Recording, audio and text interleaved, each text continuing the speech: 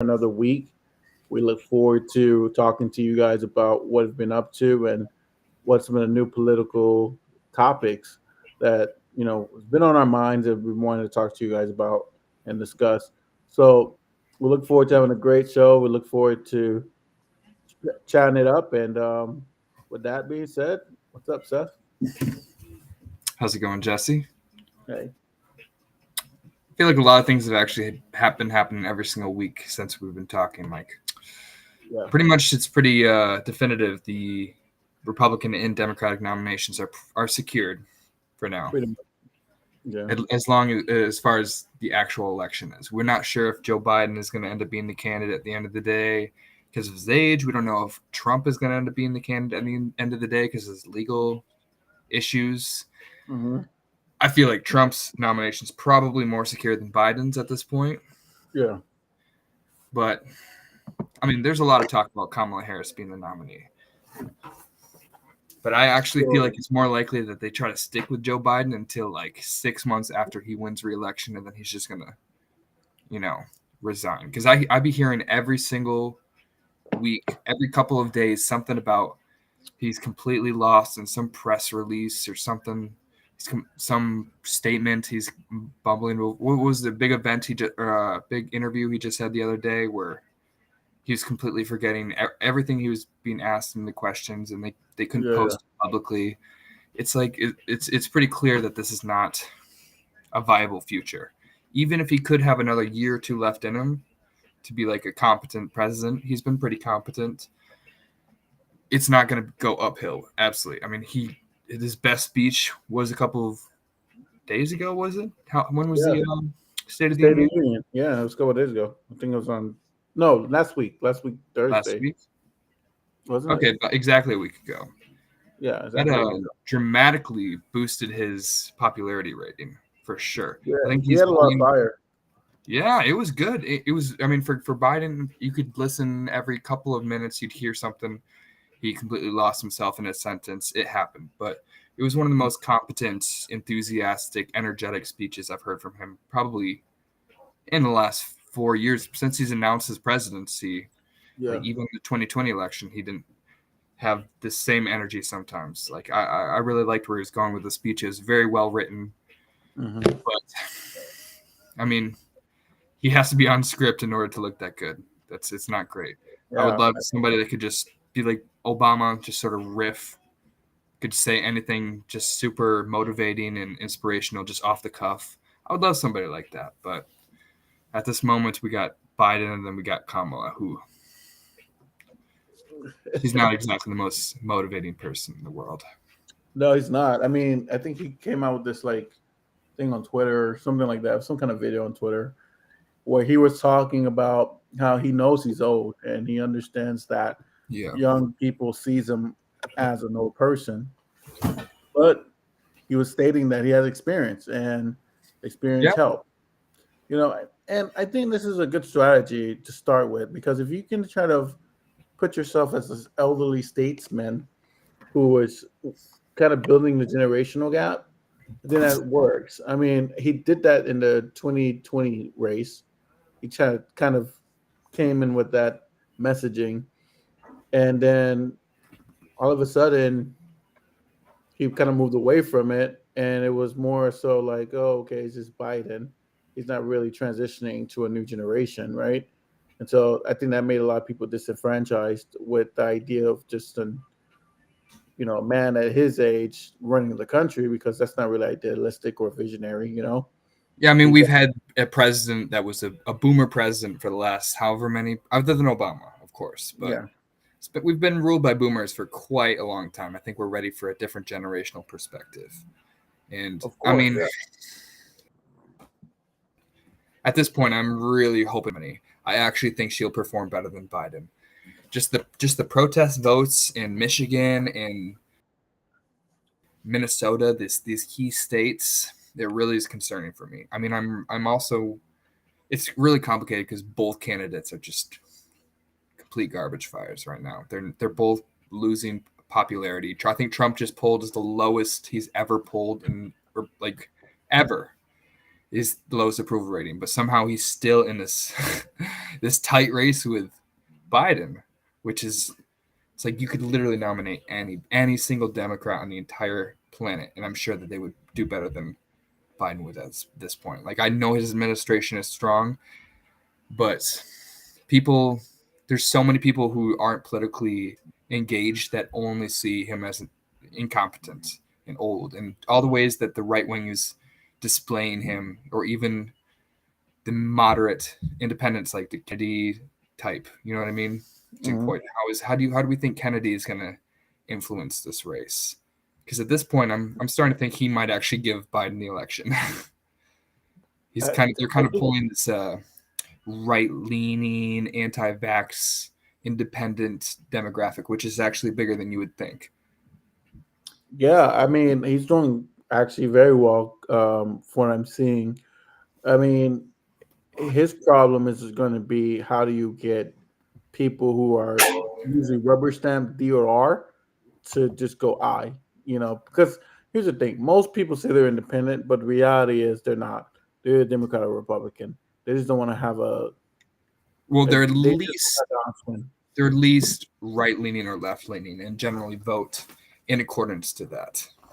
Yeah, and that's what I mean. But the political spectrum, if you don't know what right leaning or left leaning is, I would say Democrat, Republican, just to kind of because I know there's a lot of factions within that spectrum of left or right. I mean, there's plenty of far left people who would never vote for a Democrat, like the communist, Marxist, Leninist, anarchist types. They would never vote for Democrats, even if they're left wing. So I wouldn't necessarily put them in that category. Well, just for intensive purposes, I'm talking about political parties. So to kind of to qualify what I mean by the spectrum. I just think it's important to note that these kind of people aren't always they're like the far left types. They don't generally like fall back on voting for Democrats. Like that's something that the resist libs go crazy about. They're like Jill Stein. She's the reason Hillary lost because of Jill Stein. As if all these Green Party voters, these socialists and communists, are going to be like, well, if Jill wasn't running, I guess I'd vote for Hillary. No, they just don't show up and they don't vote at all. These are completely different demographic that are more akin to non-voters than like just Democrats or Republicans. So, I can only speak to the Democrats and Republicans, independents that do vote. I can't speak to the ones that don't. I do think the more politically engaged you are, the less likely you are actually to be a part of a two-party system. The more engaged, you said? If you vote for a third party system, you are like a hyper loyal ideologue of something. If you're a Green Party voter, you're a Libertarian Party voter, you are extremely political, but you're not necessarily gonna just fall back on voting for an establishment party. I just want to know.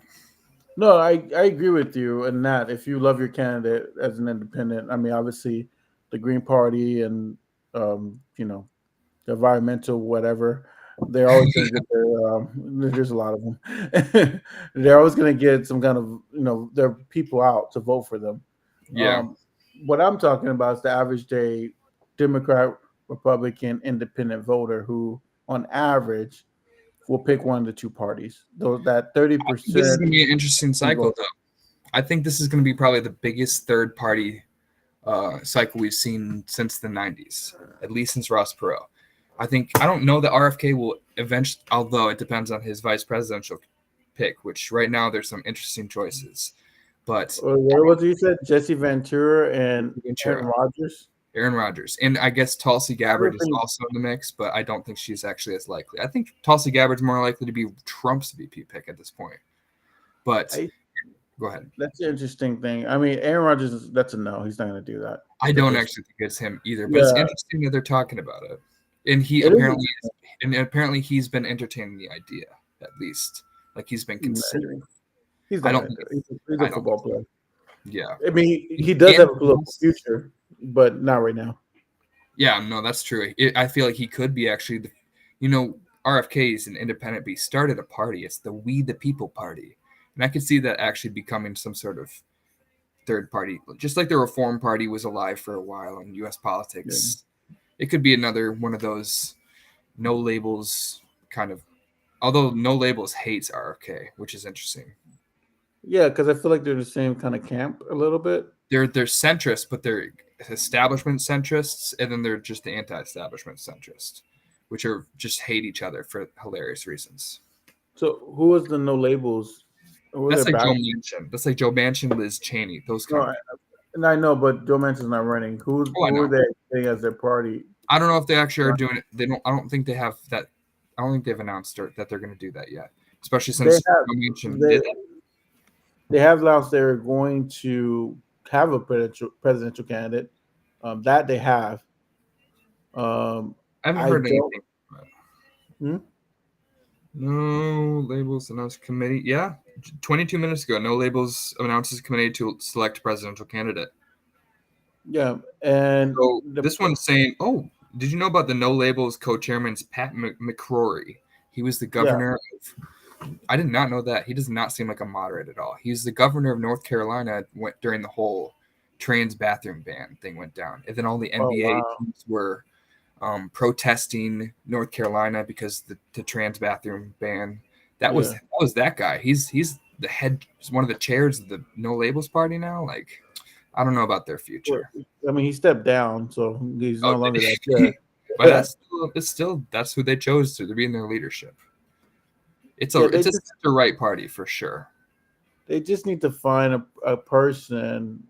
Honestly, they'll be better served to find a younger candidate to run against these two guys, because that is a lane.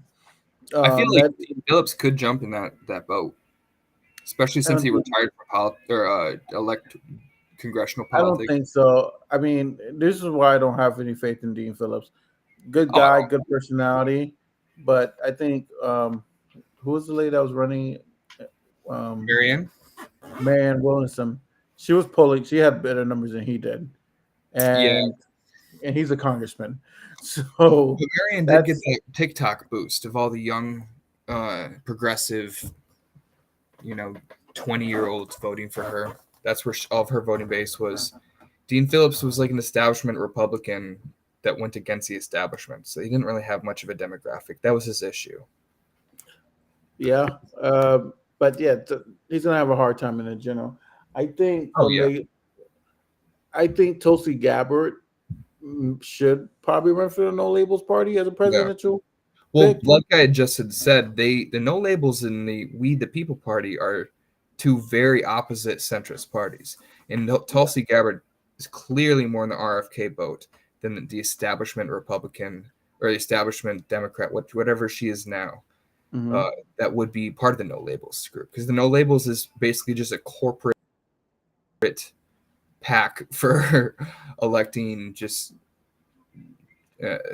puppets for the corporate system, like Liz Cheney.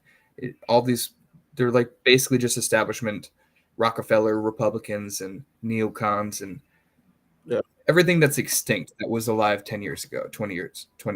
I think Liz Cheney could do well too on a No Labels ticket. Oh, she's the choice. That's who they should run. I think any woman they put in that, any woman that go against these two has a good shot of winning. Now, can they win? I don't know, but it's not impossible. But I don't know. They have a shot. The problem is ballot access, and that's what. But here's the negative. The negativity of having an early primary being over. Now they can work on that, because guess what? It's who the presumptive nominees are in the big two. So now you have time to build a grass game. It's March primary. I think late August, early September is when the conventions are for the Republicans and the Democrats, and so now you have essentially 6 months to essentially not really get out the vote, but get out the ballot initiatives to get on the ballot. And a lot of these initiatives are not that hard, because nowadays you just have to pay. Right? Well, I think it's different for presidential ballots versus congressional ballots. I know that we just had to pay $10,000 to get on the congressional ballot, but you do need a certain amount of signatures in these states. Otherwise, RFK would have done So in this. certain states, He yeah, would in already certain have. states. But I'm saying the major states, Yeah, you just pay to get on. But yeah, I'm sure a yeah, lot. but I'm pretty sure obviously Iowa's going to be different, and those smaller places Yeah, that have tradition, those traditional weird kind of a way they elect people. Um, because RFK is going to make waves. He's definitely going to be the determining figure in this election. let's okay. Absolutely, I gotta look. definitively. It just depends on which states he gets on. And he at this point, if he gets I think Jesse Ventura is his pick. That's who I he don't should think you pick. should He because is a. isn't Jesse Ventura similar to him? Like What do you mean by that? uh, All right, they character are wise, both 70. not They are 70, they are both 70-plus-year-old old men. That is their problem. But Ventura is a former governor. He's also a former movie star with, Schwarzenegger and I'm talking. Predator, I'm all that sort talking. of stuff. He's also charismatic and populist and independent. Name recognition plus experience. That's a good option for RFK at this That is, point. but RFK has that too, though. Yeah, but why not double down on that? Of People like Ventura across the course, board. Trump voter or left, right wingers and left wingers both like Ventura. So I think that would strengthen his ticket. Aaron Rodgers would be. It could strengthen his ticket, but it could also. There's been a lot of pushback on Aaron Aaron Rodgers Rodgers. in There's the no media. way. He's still I don't playing think that's. football. He's not doing that. Um, No, I think Tulsi Gabbard would also be a good pick for Kennedy's at RFK, at 9%, least for their. which is pretty good for a third party candidate. Honestly, don't think no one's ever You got said what more. about 9%? He's at 9% polling wise. I've seen it say that his average is 15%. Even if it's 15, But I guess it really depends on the states. yeah. I mean, two's going It to really Joe depends. Stein. Two's going to Kanye West. Oh, Cornell West. Yeah, Kanye West dropped out. Cornell. He's not running I'm going to anymore. say Cornell. I said Kanye, but Cornell West, and then the others going to Trump and Biden. So those are essentially your picks. Do I think a third party can eat up Cornell West, eat up Jill? Well, not Cornell West is going to have problems with ballot access.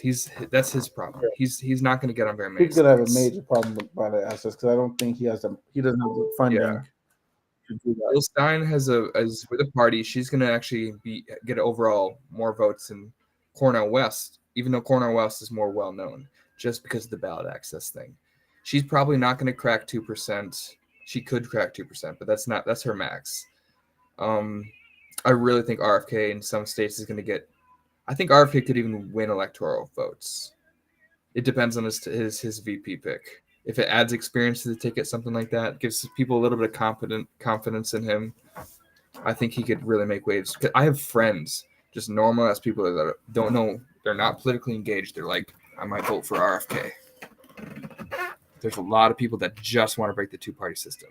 There's a lot of people that are sick of Trump and Trump's, his old shtick and his pushback and stuff like that. And RFK is more of an anti-establishment figure at this point than Trump is. Trump is the Republican establishment. RFK is the new drain the swamp, shake up the system candidate, especially with the way the media is portraying him. And he does do a good job of representing himself in certain conversations, even if he's makes terrible points. Yeah, I mean, I hear what you're saying about RFK. I wouldn't know where the ceiling is. I don't know what the ceiling is. I mean, 15% is pretty high for a third party candidate. I mean, I think he could win like 3 states max. what 70 states? That's what I think.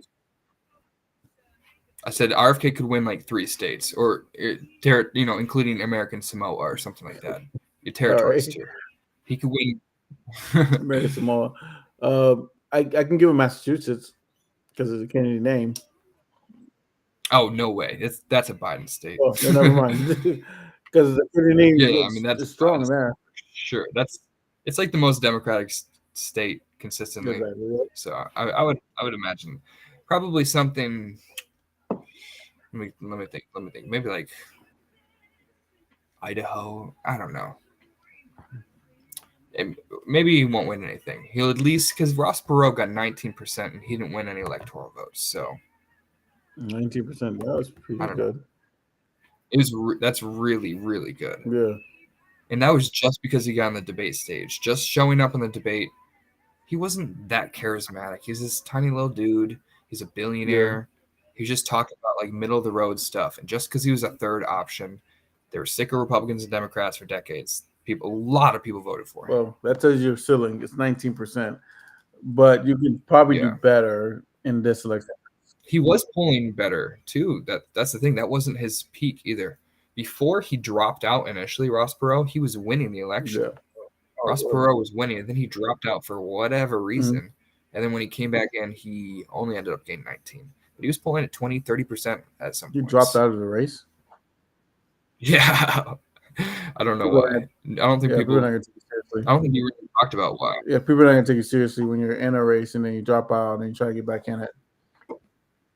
Yeah. But it's going to be an interesting year. And I don't think Trump actually is. I think Trump just got his peak popularity. Like, I think we're past it at this point. I think it's all down. You think it's all down here? What's your theory on that one? I do. What's your theory on that one? You think it's just because? I mean, I think Biden's going to increase. The more we're going to see from Trump, the more delusional Trump is becoming too. His brain's degenerating probably quicker than Biden's at this point. Yeah, I don't know. That's an interesting race because I don't even think Trump is pivoting towards the middle, which no, that's his problem. That's how he won in 2016. Is he went towards like the populist message of they're stealing your jobs, blah blah blah blah blah. You know, I care about. I'm not with the Republican establishment. I'm my own thing. I'm an independent thinker. People are like, oh, okay, that's why that was the one year that he actually won an election. And Republicans have lost consistently every single time because he's no longer anti-establishment. He is establishment, and then they just see that his ideas are radical and like completely divergent from liberal American values. Yeah. So I don't think Trump is going to do as good as people thought a couple months ago. Well, yeah, that was my thing. I thought he would pivot, and that could help him a lot. But if he doesn't pivot, then who are you going to talk to? Your 30% that got you elected? You're never going to win the general. RFK could win Michigan. That's what I'm thinking. I think RFK's biggest voting base is actually going to be a lot of Muslim Americans who don't want to vote for Trump, obviously, and are done with Biden because of the whole Israel-Palestine situation. The only problem is RFK is not good on Israel either, but at least he hasn't done anything to perpetuate the crisis. And I know a lot of black people like RFK. Mm-hmm. Anti-establishment. He does give a lot of support among the black community. Yeah, there's a fair amount of white people, hippie types that get in. A lot of celebrities too. There's a lot of celebrities that actually like RFK because he's kind of like. It's because they say that he shows up to places that most people want to show up to. He talks to places that most people want to talk to. He really is going for like use my name recognition to get to get into clout and use these spaces and talk to Joe Rogan and what I mean. He's doing a really good job of doing that. He's actually doing the best campaigning of any of the three candidates right now. Yeah, and that's not a very high bar. They're not like it's a low bar. Trump and Biden are both not even really campaigning. Trump is just paying off his legal bills, and Biden is like, what? Who knows what Biden's doing? That's true. I wonder. Are they going to even have a debate, Biden and Trump? Oh, I think there's going to be a debate. I think there will be a debate. You do think so? I think there definitely could be a debate. Because if they do, that might be RFK's shot to get it. If he can, if he can get him on. But if they let him on the debate stage, that too. But if I think the debate state. I think you have to have 15%, and he's actually at that point, so he could realistically be on the debate. That is the threshold, is 15%. They changed that after Ross Perot. Otherwise, Gary Johnson, he was around 15% at one point in 2016 too, but he dropped off. Yeah, not enough.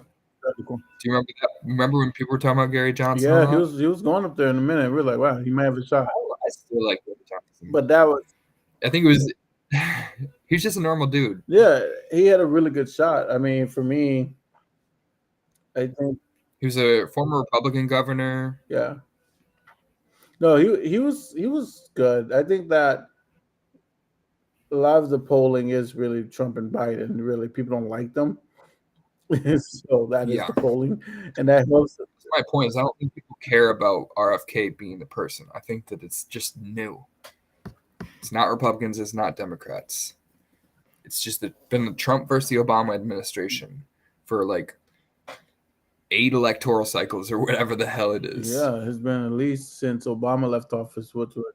Maybe not Trump versus the Obama, but it's just been the same establishments pretty much. Well, technically, it's been Obama and Trump because Biden is Obama's vice president. That was So, my implication. Yeah, they've been in power, the two of them, for at least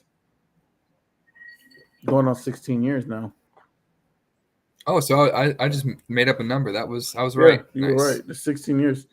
Biden wins it, 20 years. It would have been Obama and Trump. I think Biden's going to win it. But like I said, he's going to drop out after 6 months into Good the job. Yeah, he's going to trip or something. And they're going to be like, oh, he sprained his ankle, and they're going to use that as an excuse. I think there was a rumor that said if they elected anyone, the Republicans, that was not Trump, he was gonna step down. But since it was Trump, he decided to stay on because he's the only one that could really beat Trump with the national name. And so I kind of like your theory. If he wins it, he steps down 6 months into the job and was like, "Hey, it's Kamala's job now, and I'm retiring." How's my? I just realized I didn't have my microphone plugged in the whole time. Oh, it was clean. I didn't even. Does it sound good now? Does it sound any different?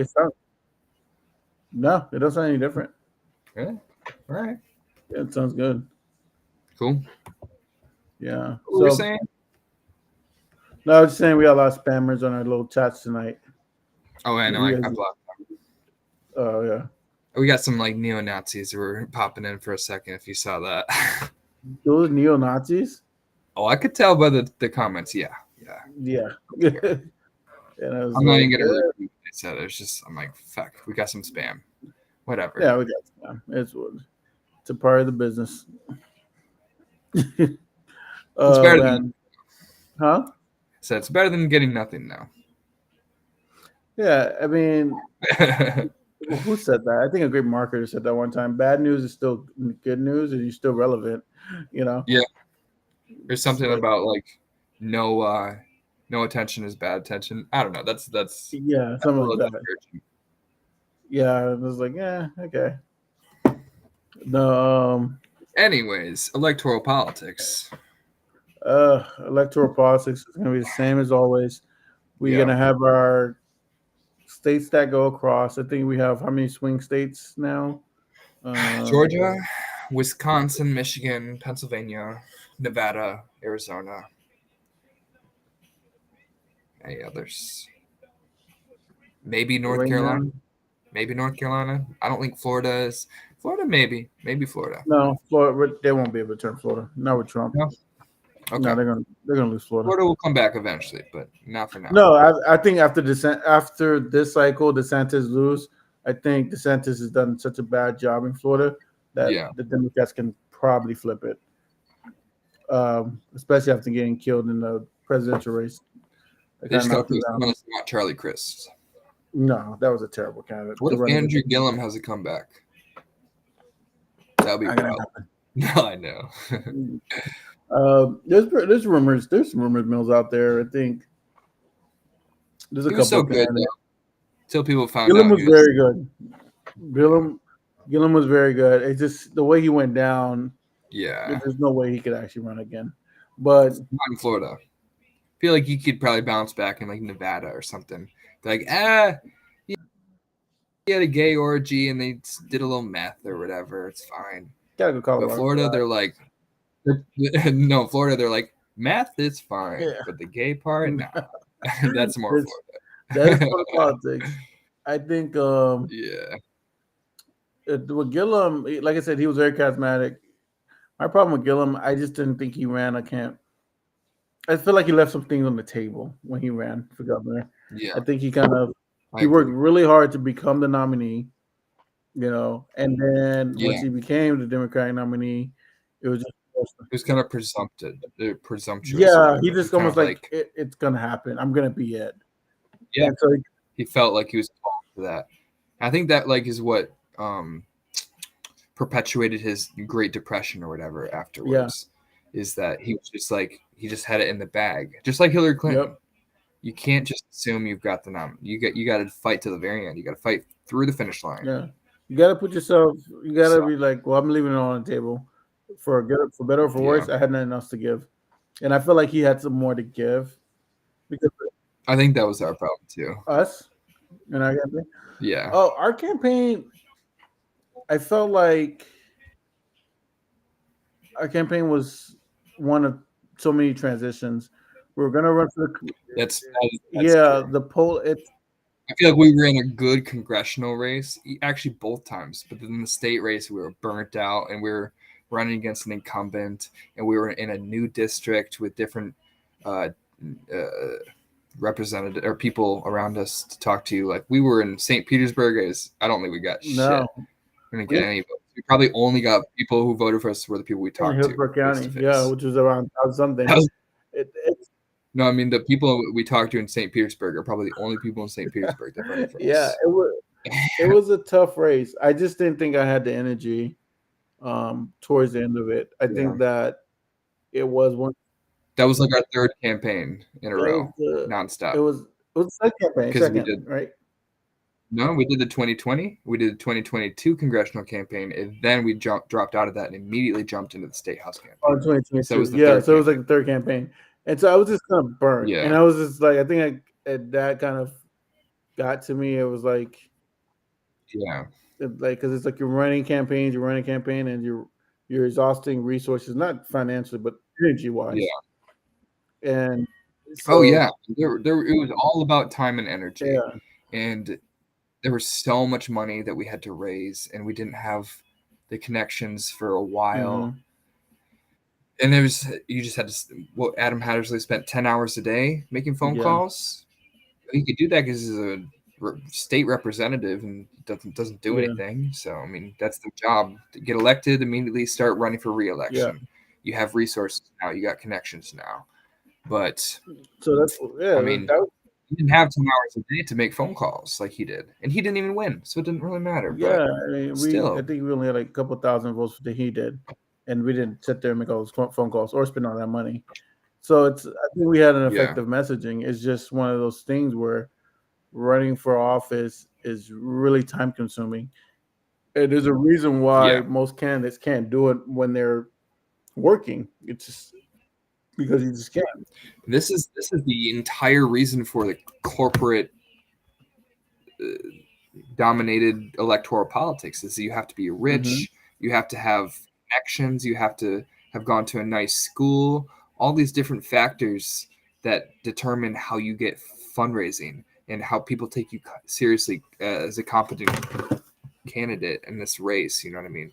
And we did good with everybody that we engaged with. Everybody that was aware of us, they liked us and we had their vote. That's what happened the first time. We for every $10,000 we spent on advertising, we got 14,000 votes or Yeah, it was something like that. insane. The So ratio of votes. it was yeah. Everyone, So everyone when said that our numbers were insane by the money we put into it, which I'm grateful the for. problem is reach. From So the problem is reach. yeah, it is. It's, It's, uh, and it's hard to get across if you don't have the establishment. You know all the super PACs and Well, it the wasn't. It's not uh, necessarily establishment. So I had this lady come up to me. I was doing something in Tampa, and she came up to me and she's like, "You're a really good candidate. Like, we want you to run again, um, but we don't want you to run against our stars." And yeah then so when she told me that, it made me think like, okay, so establishment, we got a lot of them, but a lot of them were turned off for the fact that I was a good candidate running against established candidates. Yes, exactly. So a lot of them were turned off by that. It was like what do you have against this? She was gay and she was a black woman and she was Yeah, accomplished or whatever, and it's like, what do you have against that? Do you have something against her yeah, message? You're just trying to jump in here. It's an ego trip for you. Blah yeah. blah blah blah blah Like a lot. blah. But it's like we got redistricted. We weren't able to run in the district that we wanted to because it wasn't a part of where you lived. Exactly. It's like, what are you? And they wanted me to run. We had all these resources towards running. It's like we gotta get in somewhere, some way to advance our Yeah. message. So we had to jump into the state race, and it just didn't. Because at that point, she wasn't in the She race. wasn't. So she jumped in the race. And she has a niche. She had the black gay community in St. Pete, and majority of it was in St. Well, and the establishment Well, yeah, too. that's attachment. So majority of it was in St. Pete. So 60% of the district, 65% of it was in St. Pete, and the rest of it was in Hillsborough. And as you can see, she won a big chunk of it because 65% of it was in St. Pete, and the 35%, which is like roughly around 1,000 people, were in Hillsborough, and that's where we got roughly around 1,000 votes. So politics is about timing. It's about where you live. It's Yeah, about location. Um, it's about connections. yeah, I mean, and also there was Wengay Newton, who was just the Republican, yeah, and he got all the right leaning people who were voting the Democratic primary because there was no Republican exactly. chance. So if you're a Republican, you got to vote for the Democratic candidate in the primary, at least influence policy or representation in some way or another. And Republican and Wenge Newton was Yeah, dirty. He was stealing our I signs. remember that. His team was stomping and breaking our signs Yeah, too. They were dirty, and it's like, what? How are we supposed to win if we can't I get mean, our message at the end of the across? day, no one. Once you're trying to accomplish something big or something great, and I learned this because I have my own firm, my own law firm, and when you're trying to accomplish something big and great, you're gonna fail. I mean, it's Yeah, inevitable. You it's what you do in those failures. How do you learn from it? How do you grow? nobody succeeds without learning from a Exactly. failure, because otherwise you don't know that you're gonna fail because there's gonna be holes in whatever mission you're doing. But Exactly. once you failed, that's when you learn about the holes and how you You can fix them. do better Yeah, you next time. identify them, and that's what I learned. Having this my own practice. I mean, I don't win every motion that I argue. I don't win every, you know, I don't win every case. But what I do Yeah, learn is that I'm always learning from a loss of a case, and I still happen to win majority of my cases. But the ones I do lose, I do learn from it, and I think that that is invariable. And that's what I learned in that campaign when I ran. I just like, I were comfortable with certain things and I was uncomfortable with other things. Like if I'm yeah, asking to this old lady for $100 that she gets some social security so that I can go run and yeah, talk on her behalf, I just wasn't okay with that. I was like, yeah. We had some phone calls where we talked to some people, and they're like, "My brother just died 10 minutes ago." And we're like, "Oh my gosh, yeah, do you want to give us some money?" yeah, you want to give some money? Like you had to segue to that. And you're like, so it was one of those things like if I'm gonna run again, I'm gonna run again with my own resources. Um, I'm smart enough and I think I'm savvy enough to make money by Yeah, myself. So I'm gonna do it that way because that's the way that I feel. that's the only way you can do it at this Yeah, point, especially to be uncorrupted.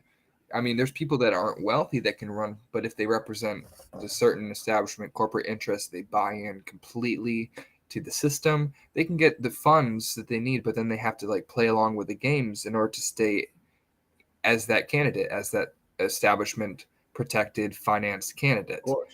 So they kind of go into the thing completely already sold Yeah, out. I mean, If you want to fund your own, and if you want to fund your own campaign, you can come in with your own message. That's why some Republicans like Trump is they were like, he's unbought. It's because he's fucking rich or whatever, but that's not true. We know he's bought by Saudi Arabia, yeah, etc.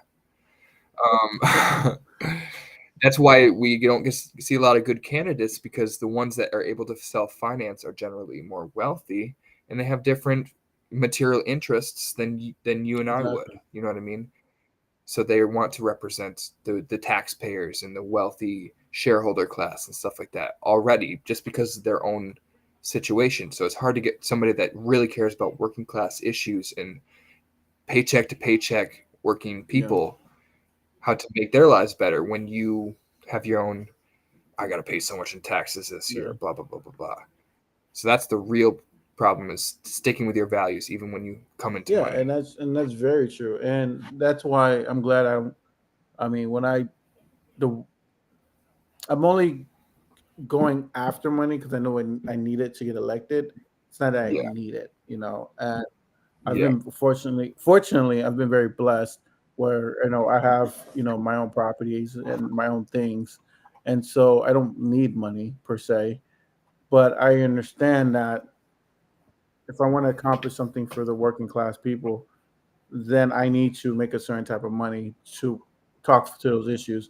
And there's been plenty of Democrats who've done it. I mean, they haven't won, but Some of them win, some but will win. I'm not But necessarily off their. I mean, like for example, Yeah. what's his name? The little short guy from New York, billionaire, Michael Michael Bloomberg, Bloomberg. Yeah. the little short guy from New And York. no, I was saying there's people who had money who actually run on a Democratic ticket but lost. I'm trying to change that, because I think that Yeah, sometimes Democrats always get, and we're kind of shoot ourselves in the foot because sometimes what happens is when a Democrat says he has money, they're automatically associated with just be like bad, like money is bad, and yeah. money is not. Well, all the wealthiest candidates, the ones that would be able to self finance, Mark Warner, Nancy Pelosi, uh, Jared Polis. A lot of these people are, tied into stock trading and Yeah, of stuff course, like yeah, that. They are, that's one of the big issues with certain interests is, we're supposed to have representatives regulate economic entities, but then they also own parts of these entities that they're supposed to regulate. So it's like they have different interests than the people that actually would benefit from certain yeah, of regulations. course, And that's the issue. We need to ban stock investments for, people meant to regulate them with immense amount of power. yeah. I mean, I don't. Insider trading is already illegal, but not for congressmen. Yeah, no, Sorry. you're right, and I mean that's the problem. The congressmen write the rules, and they're gonna write rules to disfavor themselves. And unless Yeah. you make a campaign promise where people can hold you to it, that's the only way politicians ever do anything. That's why I'm a big proponent of like, why do we keep voting for people? Let's vote for policies. It's like people, like, Yeah. More direct yeah, it's democracy. like people are gonna say whatever they want to get your vote. That's just, Yeah. I mean, I'm, The most progressive things that I've seen happen have been ballot yeah, initiatives. You know what I mean? Increase in minimum wage, cannabis legalization, abortion rights being enshrined into law. All these things were ballot initiatives and state by state, and they were directly decided by the American people. Democratic values, and we can't get shit passed through the legislature. So why don't we go with something that's more efficient than our filibuster-ridden, corporate-backed legislature that's not gotten anything done meaningful in a while? I mean, we've gotten little things done, but I but mean, overall, the biggest thing to be done can be passed by ballot initiatives and I should think be. we have two masters we're always trying to serve in this country, and honestly, one master has been, and dominated master has been the establishment on both sides. Um, and Yeah. very little has come to the actual people and what they want and their agenda. And I think that we have Mhm. to kind of course correct that. Like, yes, representative government does have a position because there's sometimes some decisions that is very popular, maybe a very bad decision, and sometimes the establishment can slow it down, which that's the whole point of it. That's why they're leaders. But then there's got to be an avenue, like there's an avenue in the state of Florida, um, that you can do ballot initiatives, like Seth said. Like, yeah, the legislature Mhm. might not want it, but guess what? If you have money like Morgan and Morgan, you can push it to get marijuana legalized. And I feel like we need to do that on a national level. We need to give people the ability Yeah. to position some of these agendas into I national remember. conversations. Sorry, go No, ahead. go ahead. I remember Tom Steyer. I really didn't like You his know Tom idea Steyer? at the time. At the Oh, I thought time, I Tom Steyer has really, swag, man. yeah, especially for a billionaire, he's exactly what we're describing. Somebody who's able to self-finance and not be Yeah, corrupted, and still maintain mostly progressive yeah, values. I have a lot of respect for him in yeah. hindsight, but at the time, I'm like, what are you talking about? Ballot initiatives. Everybody thinks of democracy meaning like we need to have everybody vote on how much exactly to every penny how it's going to be allocated towards this and that, and we need no, you can we can have big picture decisions decided by the country. We can leave the menial decision making, the details, leave them up to your elected representatives, but we should still have overall big decisions decided by the Yeah. people. If and we especially if we can increase education and access to accurate media representation, stuff like that, so that ideas are well represented in Yeah. society. And that's why I also think of things like workplace democracy are good for our overall democracy. It helps engage people in the decision making process of in different hierarchies necessary to create, you know, anything in society. I think having people be more engaged in what's going on is going to help people think more clearly and deeply about their actual values instead of just sort of blatantly going along with Republican or Democratic talking points. You know what I'm No, I agree saying? with you 100%. I Yeah. mean, I think that's the conversation that needs to be had. A lot of people don't realize our country is so young in the scheme of history that Yeah. this is an experiment, and there's things that the founding fathers did correctly, and there's things that need to be changed and adaptable. This is why they created the Constitution, to be adaptable. Um, Yeah. Exactly. and so we as a country need to now start to ask ourselves these questions. What does our country need to look like in the next 20 years? And I say that because I look at a country like, Yes. Long yeah, term long thinking. term thinking. Like, I look at a country like my parents, they both came from Haiti, and I'm looking at the disasters that are happening right now in Haiti in terms of the violence and the gangs taking over like the cities. And there's factions of it that is violent and gang related, but there's also factions of it that's um, a political awakening, talks of Yeah. revolution. It's a Yeah, go ahead. deeply corrupt and like power hungry nation where like different groups, small entities, completely corrupted by their own self interest, take power. And I know this as somebody who's literally been the exact same streets that they. I've been to Haiti. I've Yeah, seen Seth's been to Haiti more the times than I capital. have, by the way. But yeah, go ahead. But no, I know. I've seen what it's like there. It is absolutely a problem in so many ways, and I think that the United States is kind of humanitarian aid that we should be investing Hmm. in. These kind of countries that could benefit greatly by some sort of stability and security. It's like investment, Hmm. and that's why I think like capitalism works in certain places, and I think it helps to grow and move you beyond certain economic systems. I think laissez-faire capitalism, liberalism is was a great thing for a country when it was dominated by feudal capitalists and mercantile capitalists and just lords and ladies owning everything. I think expanding property rights to more people is a good thing. That's why I think long-term thinking is important. I don't believe in banning capitalism. I think there's utility in private enterprise and a lot of different things, but I do think we need to move towards a system that doesn't just sort of generate wealth for the people who own property and exclusively, not for people that have the ability to produce the labor that produces value for every single company. Every single company is run by employees. If they're not run by the shareholders, shareholders make decisions that they're not qualified to make because they paid for the right to do so. I don't think that's a meritocracy. I don't think that's fair. I don't think that's going to create the most efficient economy. People who work in their jobs know how to run things effectively, and they only thing standing in their way is not government regulations. It's corporate, like helicopter Yeah. parenting. This kind of decision that they decide executively on behalf of all these employees who actually have to face the consequences of those decisions.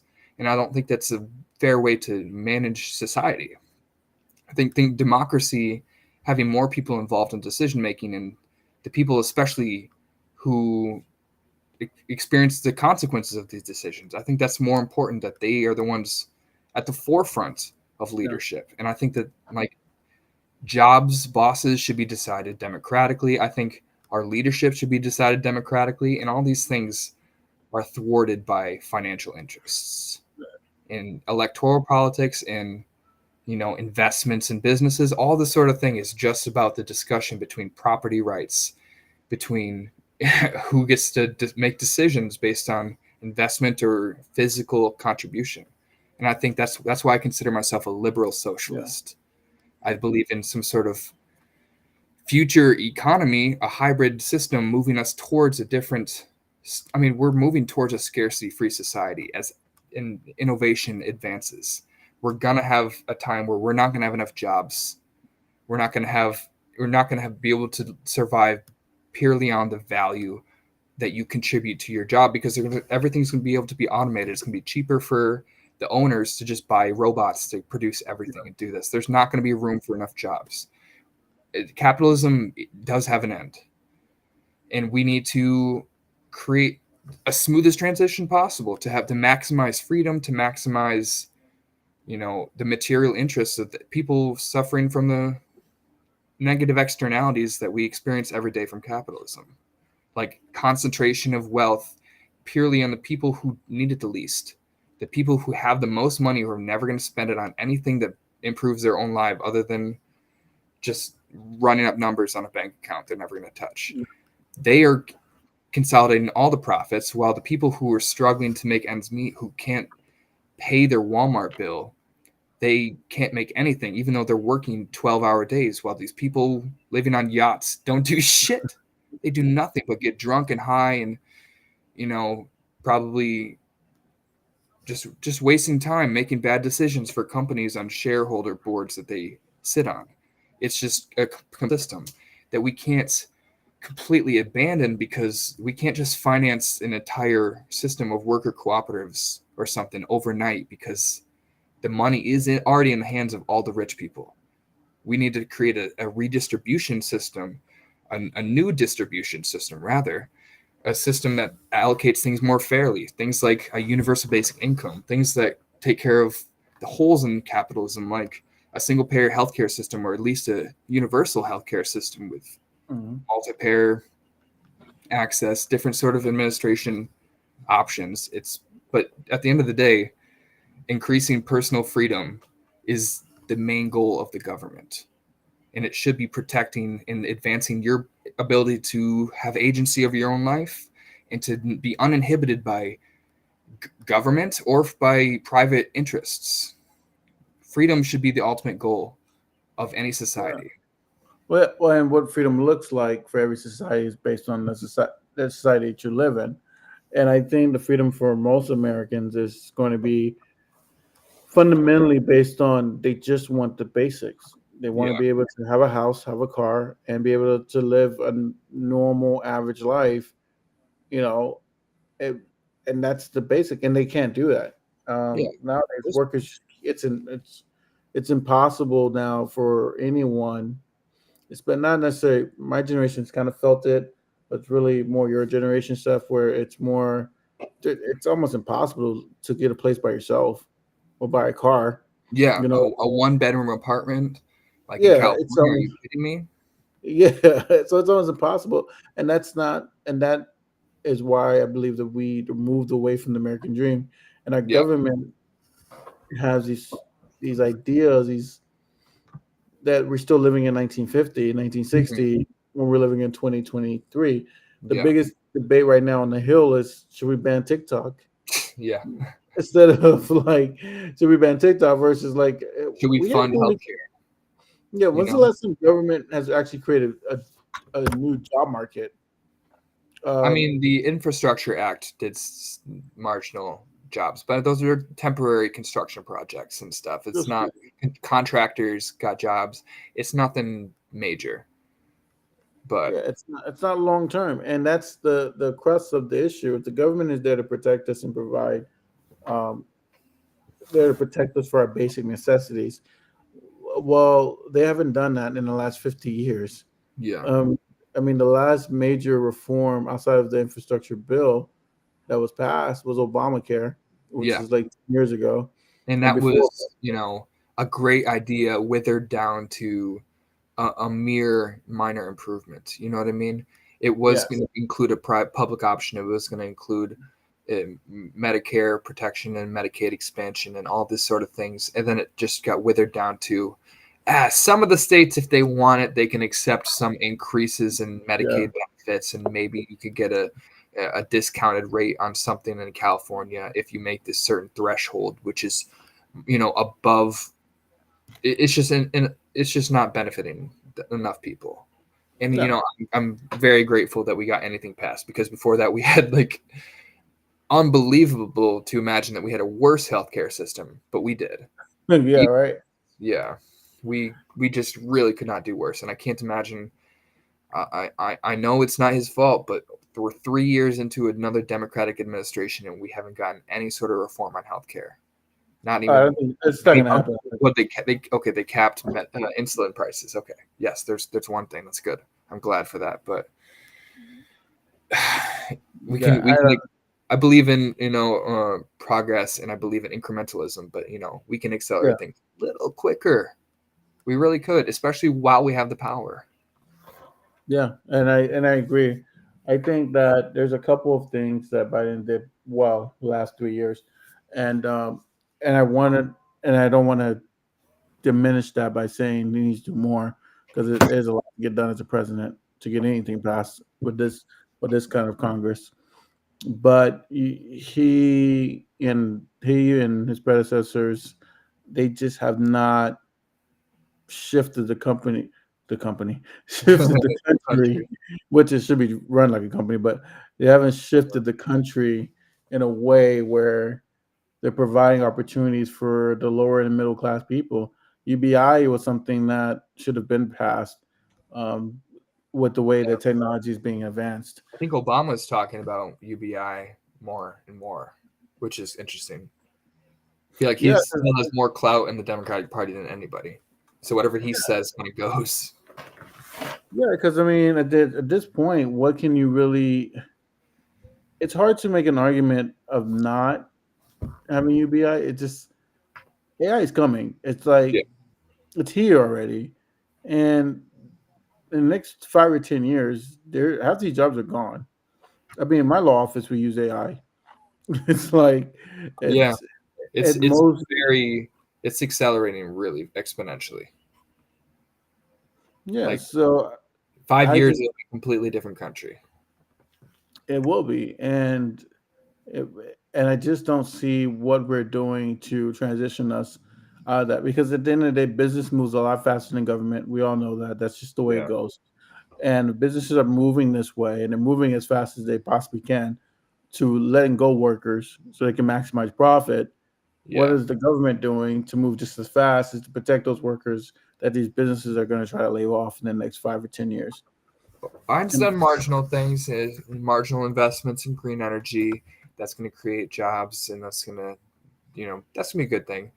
yeah, He also brought over microchip uh, production in the U.S., which is good, and also is like takes yeah. away the market But from more, China.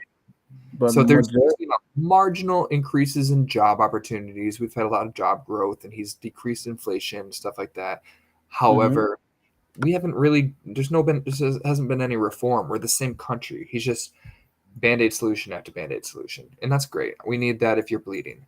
yeah, You be dripping blood everywhere, but at the same time, we got to at some point we got to fix the fundamental issues in this country, ones that we've been exactly, debating the same issues for decades, exact same issues, because nothing's changed, and we're in the exactly. same places we were decades ago. When I first entered politics, when I was 8 years old, 10 years old, learning that Obama lost the election. We're still debating the same issues. Yeah. Or Obama won, whatever. Okay. I let that one go. I didn't want to correct you on that one. I meant to say when McCain lost, because my dad, he woke me up. He's like, McCain lost. I'm like, no. I was so sad Wow. because I was the little Republican trooper. I really thought Obama was going to lose that race. Yeah, I never told people that. I really thought he was going to lose. but I was also delusional 10-year-old, so whatever. Well, I also thought Mitt Romney was going to win because Obama seemed really unpopular in my conservative Christian school that I went to. But oh yeah, I didn't think Mitt Romney could beat Obama. I thought that was a long shot. He's way more okay. If today Obama or if today Mitt Romney was in the general election in 2012, that would be a different answer. You know who should run? Who? You should, not to cut you off, but you know who should run in a no label ticket? Mitt Romney. That would be interesting because he's already run a presidential. He would get a considerable amount of votes. He would actually win. No, he wouldn't. No, he wouldn't. I will put. No chance. I will put $100 if Mitt Romney ran as a no label, he will win. Okay, I will take you on that bet. There's no chance he would win. Hands down. No chance. Hands down. I'm telling you, he would win. And I wouldn't be surprised if he did it because he has the name ID. He has the name ID. He has the. He's already been a Republican nominee, and all the Republicans, all the 35% of those Republicans who would never vote for Trump will vote for him, and all the. He wouldn't win. He could do really good. He wouldn't win. I don't know. I still think Biden would win that one, but it would be a tough one. It would. I think he could get second place. I would buy into that. He would win multiple states. He'd win like New Hampshire and Vermont, something like. Maybe not Vermont. Maybe Vermont. You definitely win the great state of Maine. The Mormons. Actually, I could see Maine going for RFK. Going back to what we talked about when we started. Oh yeah. Okay. Maine, New Hampshire, they could definitely. Oh, New Hampshire, RFK for sure, dog. New Hampshire hates Biden and they don't like Trump. So, and they love independent candidates, and they're a bunch of. Did you know about the New Hampshire, the Libertarian Project? No. I used to be in a Libertarian Party, so I'm aware of that. They had this thing in like early 2000s where they just started like, hey, all libertarians, our best shot of increasing our political power is to just take over one small state.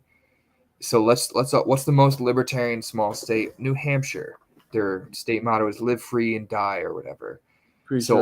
So thousands and thousands of libertarians across the country just moved to New Hampshire, and there's the New Hampshire State House is the biggest in the country. The state house of a state that's maybe 2 million people. Yeah. New Hampshire is a very small state. So their state house is 400 seats. So there's 400 representatives. So there's the state of New Hampshire split up into 400 different districts. So it's literally like 2,000 people you have to get to be on your side. So they have multiple elected libertarians in the state legislature there. That's like the only state that has like third party one of the only ones. And they have like a bunch of libertarian Republicans and libertarian leaning Democrats and stuff like that. So that's like their whole thing. I could definitely see them being like, fuck Trump, fuck Biden. I'm going for RFK. The one state that would believe it. Well, we shall see. We shall see.